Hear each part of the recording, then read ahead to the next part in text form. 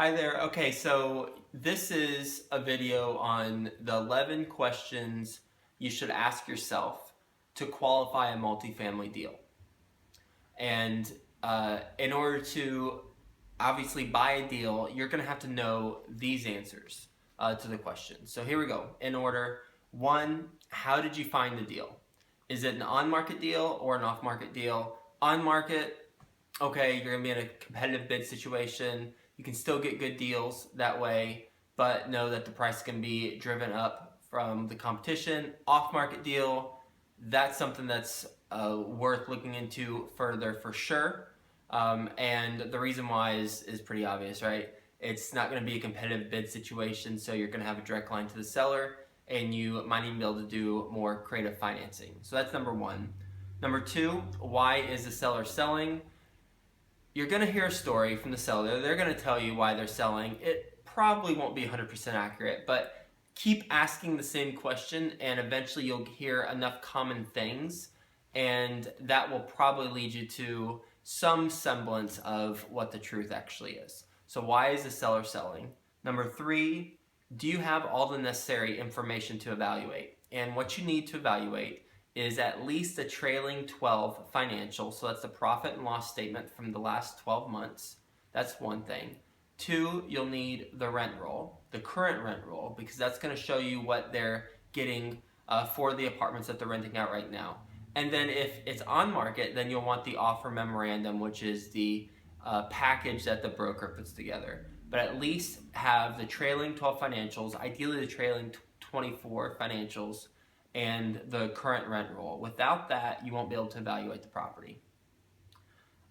Four, what is the upside? It's important when you're buying a multifamily that you know how you're going to add value to the property.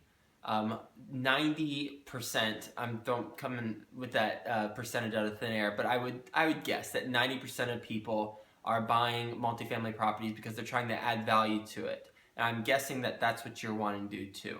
So if you're wanting to add value, then you got to know what the upside is. For example, you're going to put in $5,000 a unit and increase rent $75. That's a good upside potential. And so then you need to know what exactly you're going to do to create that value through those upgrades, and that the market can actually command that type of rent premium. Number five, what's the NOI when you underwrite the deal, not the broker pro forma. So make sure that you're underwriting the deal along with your property management partner to make sure that they agree with how you're underwriting it. Because it's one thing for you to come up with numbers, it's another for them to actually validate those numbers based on their knowledge of the market.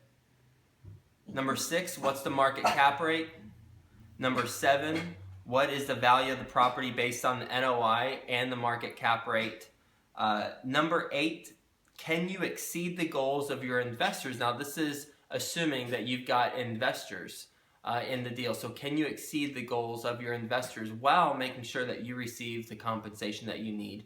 So you got to know what the goals of your investors are. And by the way, on the cap rate stuff that I just mentioned a second ago, it's important to know what the entry cap rate is so that you're buying competitively. But more importantly, it's important to project as accurately as you can what the exit cap is.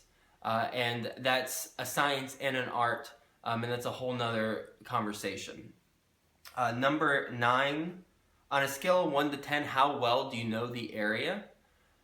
It's all about knowing the market, knowing the submarket, knowing how good the schools are, all those things. So you've got to know the area, and you've got to have team members who know the area really well in order to do well on your business plan.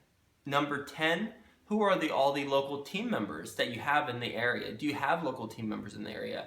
If so, then that's great. And have they implemented the business model that you've implemented before? That's really important too, because one thing to have great team members, it's another to have team members who haven't done this type of deal before, so you got to pay attention to that. And lastly, number 11, what type of financing is on the property right now? So you've got to know, is it assumable loan? Is it a non-assumable? Are you getting new financing? If it is assumable, what are the terms? And you've got to know what type of opportunities you have from a debt standpoint to do to put on the property. Are you going to do a bridge loan to long-term financing? Are you going to do long-term financing? What are you going to do? Those are 11 questions to ask. If you like this video, then subscribe, and I'll talk to you next week.